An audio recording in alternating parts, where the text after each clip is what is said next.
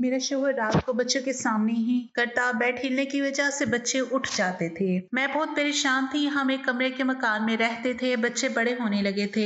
मेरे शौहर को काफी बार रोका लेकिन उससे कंट्रोल नहीं होता। एक रोज मैं बाजार किसी काम से गई, जब वापिस आई तो ये देखकर मेरे होश उड़ गए कि मेरा 15 साल बेटा मेरी 12 साल बेटी को कमरे में बेड पर कल की सारी रात शौहर के साथ वक्त गुजारने में बहुत ज्यादा थक जाती थी। मेरे जिस्म में थकावट की वजह से शदीद दर्द होता था, लेकिन आज रात फिर मेरे शौहर ने मुझसे वही मुतालबा किया। मैं थक चुकी थी, कई बार उससे कह चुकी थी कि बच्चे जवान हो गए थे, वो सब कुछ समझते हैं, आप थोड़ी एहतियात किया करें। लेकिन वो शख्स, उसको मेरी कोई भी बात समझ ना आती थी। इस सब का नतीजा मैं खुद देख चुकी थी और मैं ये चाहती थी कि मैं अपने शौहर को ये सारी हकीकत बताऊं, लेकिन शर्म के मारे मैं ना बता पाती थी, क्योंकि ये बात करना मुझे ज़ेब ना देता था और वो भी अपनी ही किए की बात उनसे कहूँ। मेरा शौहर नईम ये ना जानता था कि बच्चों की यही उम्र होती है जिस उम्र में अच्छाई की तरह रिगबत हासिल करते हैं या फिर बुरे कामों में दिलचस्पी लेना शुरू हो जाते हैं। बच्चे कम उम्र में ही अपने वालिदैन से सीखते हैं और जब वो सब कुछ सीख जाते हैं तो फिर वो उसको अपनाना चाहते हैं।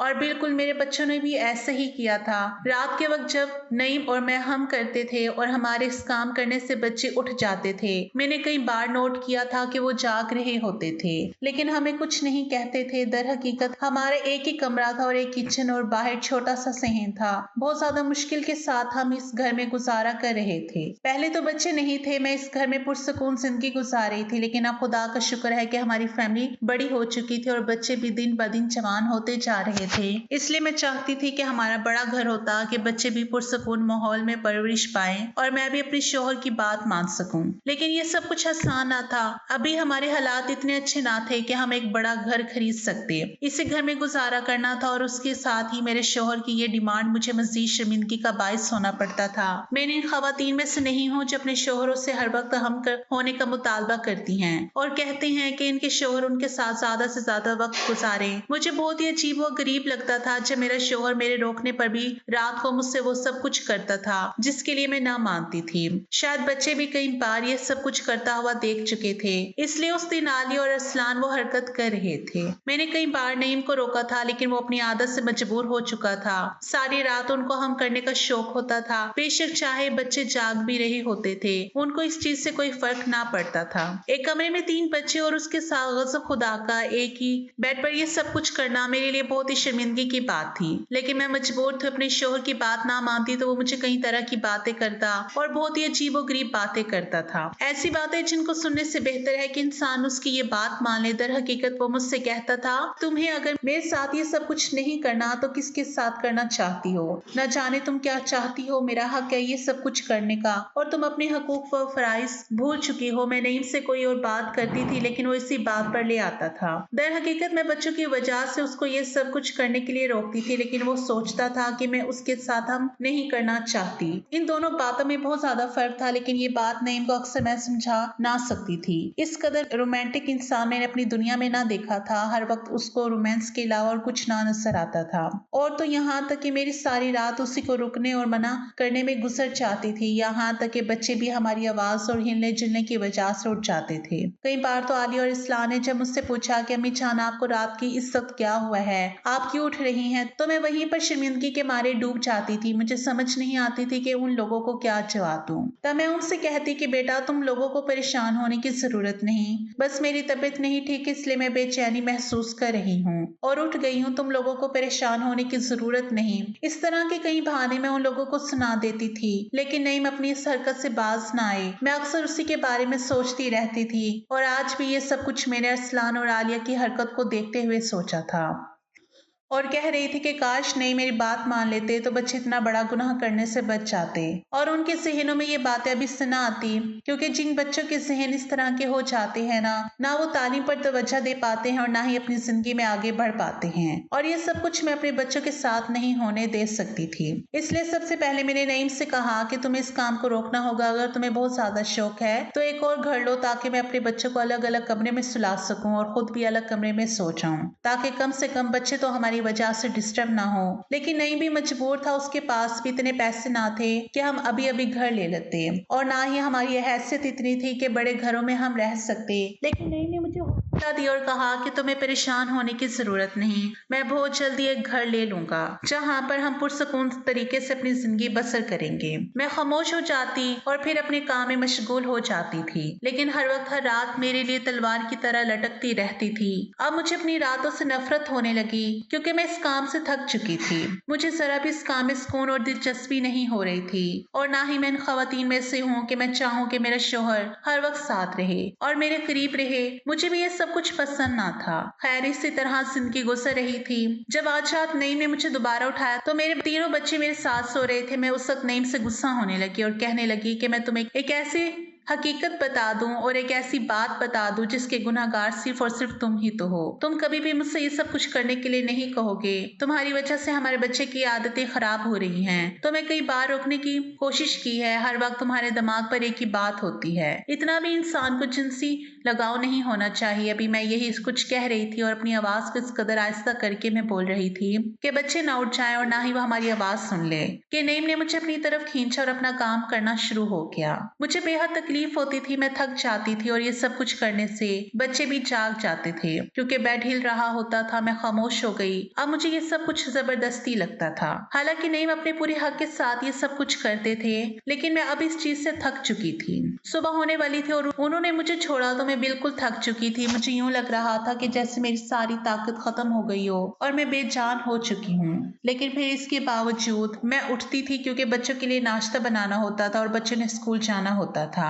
आज जब मैं उठी, मुझसे उठा नहीं जा रहा था, लेकिन मैं अपने बच्चों को क्या बताती। उनके सामने जो कुछ हो रहा था वो भी अपने आप इसी की तरफ लिए जा रहे थे। नाश्ता बनाते वक्त तो मैंने उस वक्त को याद किया जब नईम और मेरा निकाह हो रहा था, और निकाह के फौरन बाद नईम ने मुझसे एक बहुत ही अजीबोगरीब शय का मुतालबा किया था। उसको सुनते ही मुझे बहुत ही बुरा लगा था, क्योंकि जो चीज वो कह रहे थे वो शादी के बाद ही मुमकिन थी। हमारे यहाँ ये रिवाज नहीं था कि निकाह हो जाए तो उसके बाद लड़के और लड़की को खुली छूट दी जाए और उनके जो दिल में आए वो करें। बेशक निकाह सब कुछ होता है, लेकिन रुखसती को भी काफी अहमियत दी जाती है। इसलिए जब नईम ने मुझसे वो बात की तो मैंने उसको साफ इनकार कर दिया और कहा कि मैं ऐसा बिल्कुल नहीं कर सकती।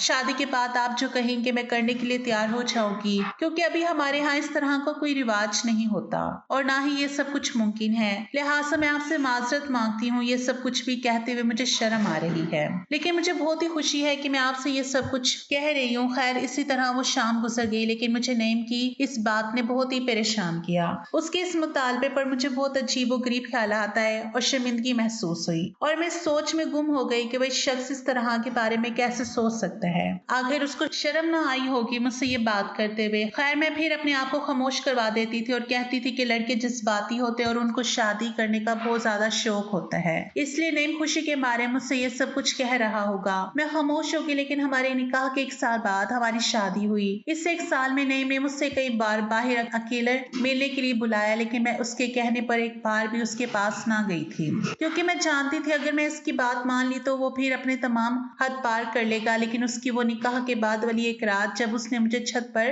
अकेले मिलने के लिए बुलाया था, आज तक ना भूली थी। उसने मुझे एक लड़की के हाथ पैगाम भेजा जब सब सो गए और नईम की फैमिली का घर दूर था, इसलिए ये लोग जब निकाह करने के लिए आए, रात का फंक्शन था, उन लोगों को काफी देर हो गई। मेरे वालिद ने कहा कि आप लोग आज रात हमारे घर ही रह जाएं। हमारी छत में एक कमरा है, वहां पर नईम सो जाएगा और बाकी नीचे हम तमाम लोग एक ही जगह पर सो जाएंगे। नईम उसने मौके का फायदा उठाने की कोशिश की और मुझे छत पर बुलावा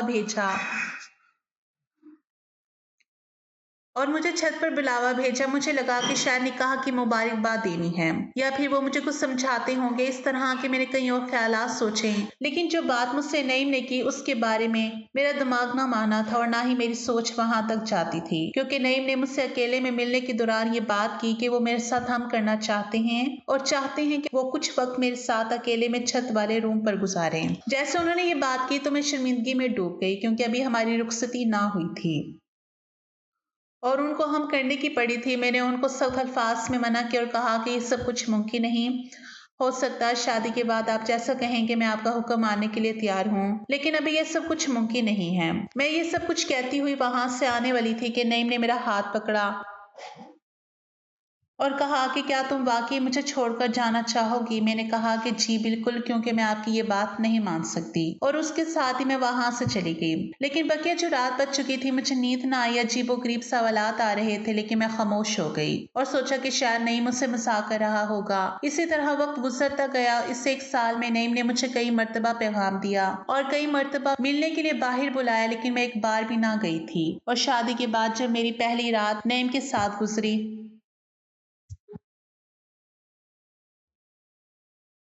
तो मुझे यकीन हो गया कि नईम वाकई ही झूठ नहीं बोलता था और मुझसे सब कुछ करना चाहता था। वो असल में हकीकत ये थी कि सारी रात मुझसे नईम ने बेइंतहा किया। पहले कुछ अरसा तो मैं भी पुरसकून महसूस होती थी और खुश होती थी, लेकिन आहिस्ता आहिस्ता जब नेम की ये सब पूरी बुरी आदत बन चुकी थी और वो हर वक्त यही करना चाहता था, तो मैं थक जाती थी और मुझे अजीबो गरीब लगता था। यहाँ तक कि जब वो दोपहर को घर वापस आता या फिर कभी लेट हो जाता तो मुझे अपने साथ ही रखता था और हर वक्त मेरे करीब आने के लिए बहाने ढूंढता रहता था। ये उसकी मोहब्बत थी या फिर आदत? मैं उन दोनों से थक चुकी थी। अगर मैं कभी अपनी माँ के घर, ये उसकी मोहब्बत थी या फिर आदत थी? मैं इन दोनों से थक चुकी थी। अगर मैं कभी अपनी माँ के घर जाती और वहां पर एक दो दिन रहने की इजाजत लेती, तो नहीं, पहले तो मुझे इजाजत ना देते थे और अगर देते थे तो कहते थे कि मैं तुम्हारे साथ जाऊंगा, क्योंकि रात को मुझे तुम्हारे साथ के अलावा नींद नहीं आती। कभी कभी मैं खुश हो जाती थी और उसको साथ लेकर जाती थी, लेकिन जैसे ही हम वहां जाते थे तो नेम की वही रोमांस वाली आदत शुरू हो जाती थी। मेरी अम्मी का घर बहुत बड़ा था और हम छत पर जाकर सोते थे और नींद सारी रात मुझसे हम करते थे। सुबह सवेरे में उठने की काबिल ना होती थी। मेरी अम्मी और अब्बा की हालत देखकर परेशान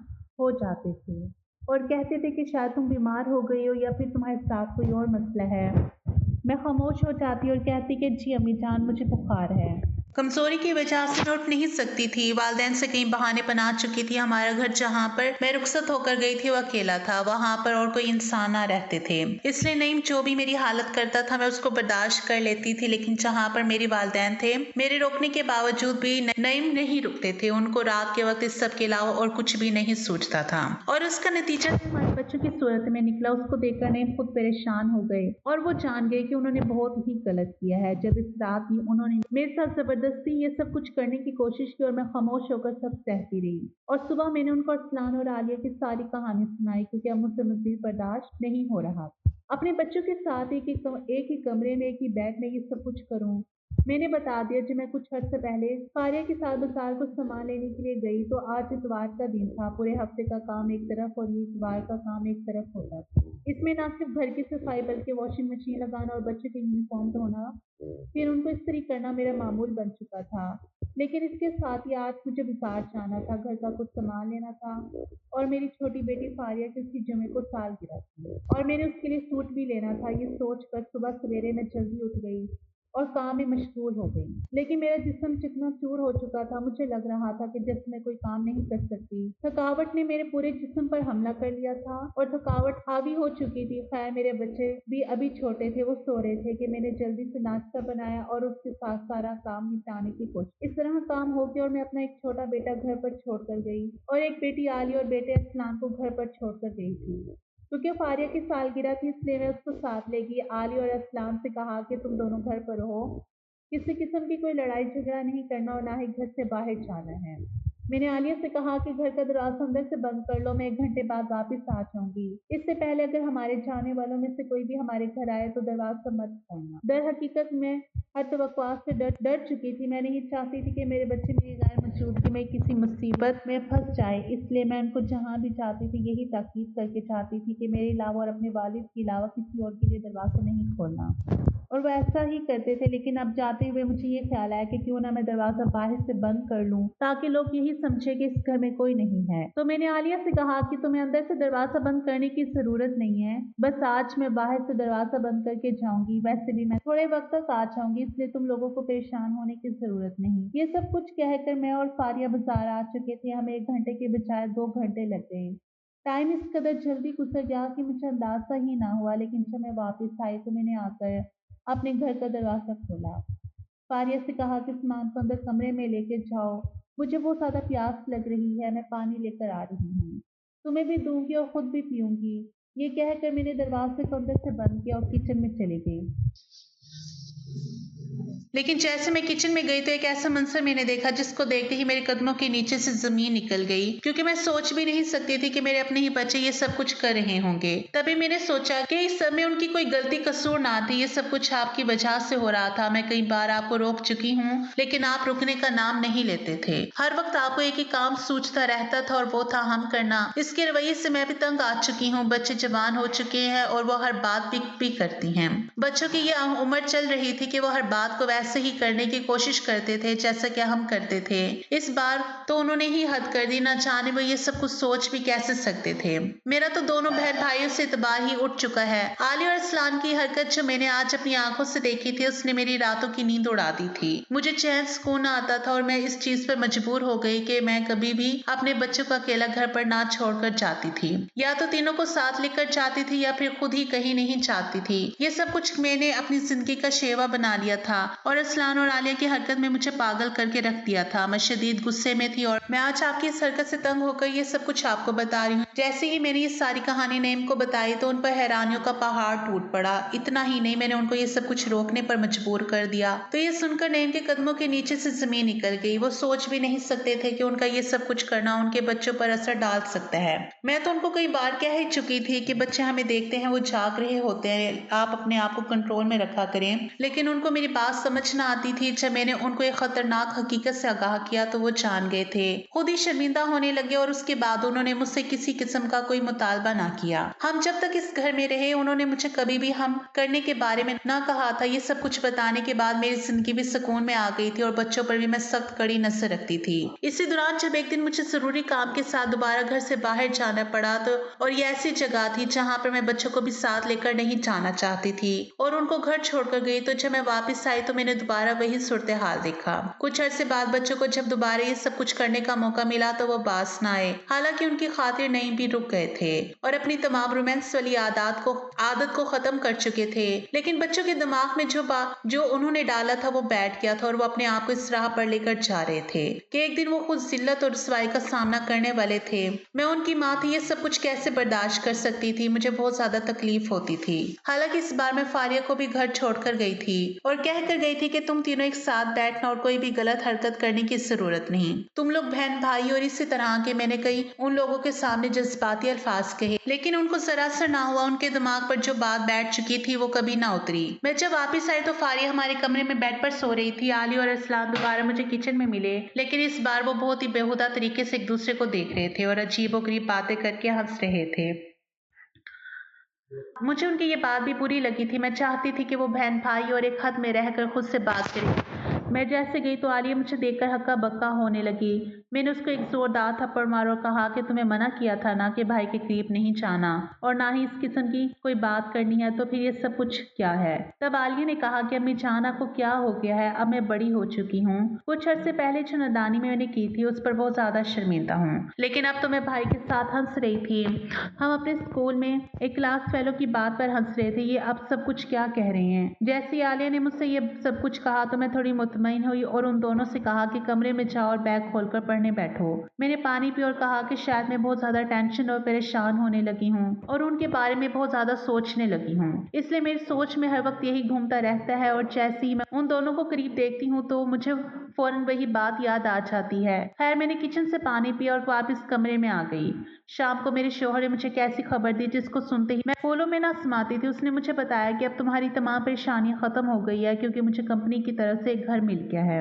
ये घर बहुत ही खूबसूरत है और इसमें बहुत बड़ा सहन है, 4 कमरे हैं और एक किचन है और स्टोर रूम भी है। तुम देखोगी तो हैरान हो जाओगी। हम कल ही इसमें शिफ्ट हो जाएंगे। जैसे मैंने ये सब कुछ सुना तो खुदा का शुक्र अदा किया और नईम को जो बात मैंने बताई थी वो उसके दिल पर लगी, क्योंकि वो अपने बच्चों का मुस्तकबिल खराब नहीं कर सकता और ना ही उनके सेहन को बिगाड़ सकता था। इसलिए उसने जल्दी अपने अफसर से बात की और घर का इंतजाम किया। हम 1-2 दिन बाद इस घर में शिफ्ट हो गए। ये घर हमने किराए पर दे दिया और वहां पुरसुकून रहने लगे। आलिया को मैं अलग कमरे में सुलाती थी और सलाम को भी अलग कमरे में सुला देती थी। फारिया भी आलिया के साथ सोती थी। इसके अलावा मैं और नईम अलग कमरे में सोने लगे और मेरी जिंदगी कुछ सुकून में आ गई। अब नईम की आदत भी थोड़ी संभल चुकी थी। वो कभी कभी मेरे साथ हम करते थे और इस तरह मुझे भी खुशी और राहत महसूस होती थी।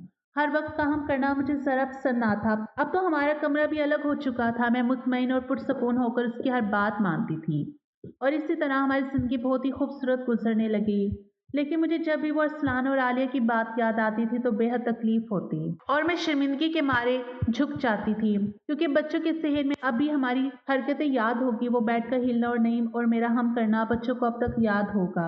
मुझे ये सोचकर बड़ी शर्म आती थी। जब भी मेरे बच्चे आपस में बैठकर बचपन की यादें याद करते थे और अपनी यादों को ताज़ा करते थे, तो मैं वहाँ से उठ जाती थी, क्योंकि उनकी अपनी यादों में हमारा हम होना और वो रोमांस करना भी आता था। इसलिए मैं उनकी महफ़िल में ना बैठती थी और काम का बहाना करके उठ के चली जाती थी। खैर, ये सब कुछ भी ज़िंदगी का हिस्सा है। इसी तरह वक़्त गुज़रता गया, बच्चे जवान होते गए और अरसलान मेरा सबसे बड़ा बेटा था और मैं चाहती थी कि इससे पहले अपनी दोनों बेटियों की शादी करूँ। क्योंकि वो भी जवान हो चुकी थी और मैं नहीं चाहती थी कि पहले उनके भाई की शादी हो और उसकी बीवी आए और मेरी बेटियों पर कई किस्म की बातें करें। इसलिए बेहतर यही था हम आलिया और फारिया की पहले शादी कर दें, और मैंने यही किया। इनके उनके मुनासिब रिश्ते ढूंढकर मैंने उनकी शादी बहुत ही अच्छी जगह कर दी और वो अपने घरों में बेहद खुश और मुतमईन रहने लगी। उसके बाद मैंने अपने बेटे अरसलान की शादी की। जिस लड़की से शादी की वो बहुत ही मासूम और खूबसूरत थी। उसने आकर बहुत जल्द हमारे घर को संभाल लिया। घर की तमाम जिम्मेदारियां उसने ले ली और मुझे तमाम जिम्मेदारियों से जान छुड़वानी पड़ी। काफी अरसे तक मैंने अपने तमाम हकूक व फराइज पूरे किए, लेकिन अब बारी थी मेरी बहू थी और उसने मुझे वो सारी खुशियां ताकि जो मैं उससे चाहती थी। और बहुत जल्द खुदा ताला ने हमारे घर में एक नन्हा मेहमान भेज दिया, जिसकी खुशी में दिन रात हम बातें करते और इस्तकबाल के लिए रोज महफिल सजाते थे। इसी तरह मेरे बेटे अरसलान का बेटा यान पैदा हुआ। हमने उसकी पैदाइश पर अपनी खुशी का इज़हार करते एक बहुत ही खूबसूरत दावत रखी, जिसमें तमाम रिश्तेदारों को बुलाया। अब इसी तरह मेरी जिंदगी मेरे बच्चों के साथ खुश व खुर्रम तरीके से गुजर रही है।